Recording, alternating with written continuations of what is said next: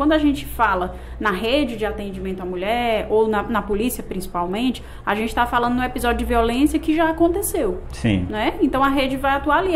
Aquela mulher foi atendida pela delegacia, foi encaminhada para o CRAM, para a Secretaria da Mulher, e a gente vai cuidar daquela mulher que sofreu a violência. Ou então um feminicídio, a gente vai investigar um feminicídio. E aí, a gente não consegue aquela vida de volta, a gente perdeu aquela mulher. É verdade. Então a gente precisa entender que a parte preventiva ela é muito importante. Tem que atuar antes, né? Tem que começar a atuar antes. E que não só a rede de atendimento à mulher, essa rede de cuidado à mulher, que precisa ser responsabilizada ou ter essa obrigação, né, de cuidar, de prevenir. Mas eu penso que toda a sociedade ela precisa se conscientizar, que é responsável por essa cultura patriarcal, machista, e que toda a sociedade precisa sim enfrentar a violência contra a mulher. Então a iniciativa privada, as escolas, os meios de comunicação, tudo precisa estar integrado e ter isso como norte. É interessante isso aí.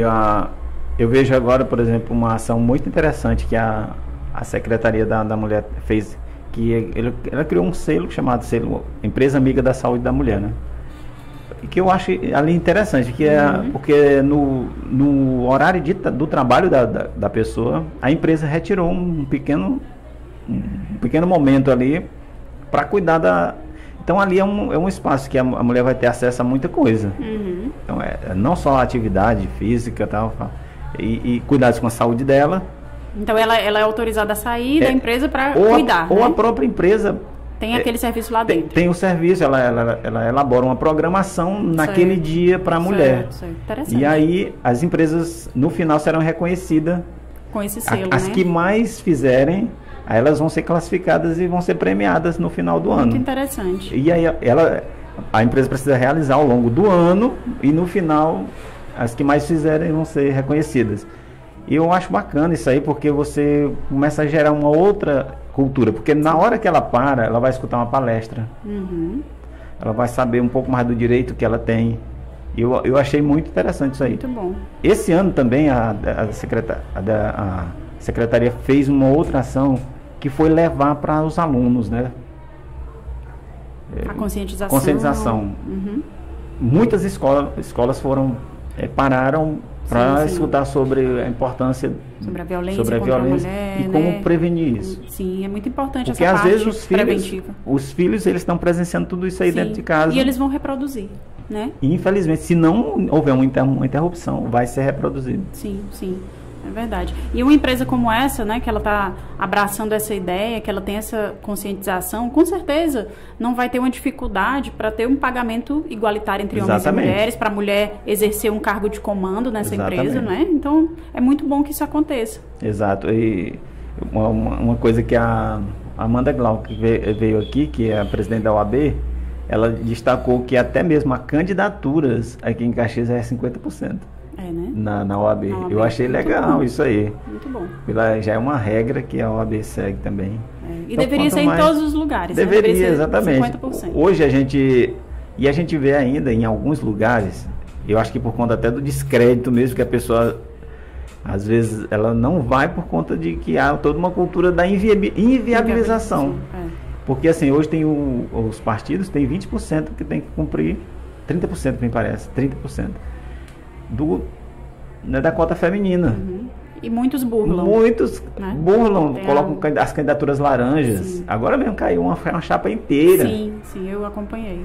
Por quê? Porque às vezes a pessoa quer fazer uma chapa, quer cumprir os 30%, mas faz de conta. Sim. E o TRE está atento a isso também. Está fiscalizando. Né? Então caiu uma chapa inteira em Caxias. 2 vereadores tiveram que sair da Câmara por conta de burlar o processo. E assim, eu acho importante que atitudes como essa... Né? Tem que ocupar esse espaço, tem que eu acho que a mulher ela tem que se perceber diante dessa situação, ocupar os 30%, fazer com que haja uma ocupação geral mesmo dos 30%, para que aumente para 50%. Até ficar igualitário. Porque senão não vai chegar aos 50%. Não vai chegar.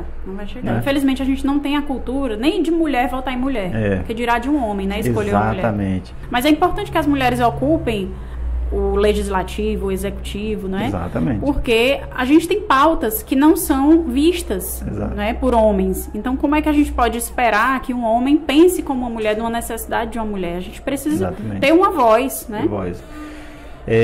Eu queria que a gente, ainda temos ainda um tempo, eu queria que a gente falasse um pouco, né, sobre a sua trajetória dentro da polícia, né? Mas como é que você chega à polícia? Vou chamar de você, pode ser? Certo. Como é que a sua trajetória até chegar à polícia? Você vem de uma família que também está no meio policial? Como é que funcionou isso? Ou não? Na realidade, nunca tinha passado pela minha cabeça fazer um concurso para a polícia.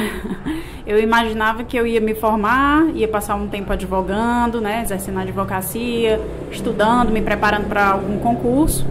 E um pouco antes de me formar, surgiu o concurso. Eu sou de Teresina. Sim. E eu tomei conhecimento que teria o concurso para a Polícia Civil do Maranhão. Então, um pouquinho antes de me formar... Isso foi quando? Foi em 2006. 2006. Então eu tinha só 22 anos. Poxa, interessante. Ó, nesse período aí eu estava estudando em Teresina. Não, 2006 não, foi depois, foi 2012, desculpa. 2006. Então eu soube desse concurso que teria no Maranhão e fui, sem avisar ninguém da minha família. Disse que ia para um congresso, porque poderia ter muita resistência. Então ainda é uma carreira que as pessoas acham que não é um local para mulher trabalhar, que é muito perigoso, né? Tem todos esses preconceitos. Então eu resolvi ir até São Luís, fiz a prova, passei na primeira fase, não avisei ninguém, esperei passar em todas as fases para comunicar, e aí foi um misto de alegria e de preocupação. Ou seja, já era formada em Direito? Eu não tinha me formado ainda. Não tinha me formado. E aí comuniquei à minha família e aí ficou aquela preocupação. Mas você vai trabalhar num estado perigoso, o Maranhão é um estado muito perigoso, na atividade policial, que gera preocupação para a família toda. E o meu concurso ele demorou um pouco mais, então eu só assumi mesmo em 2009.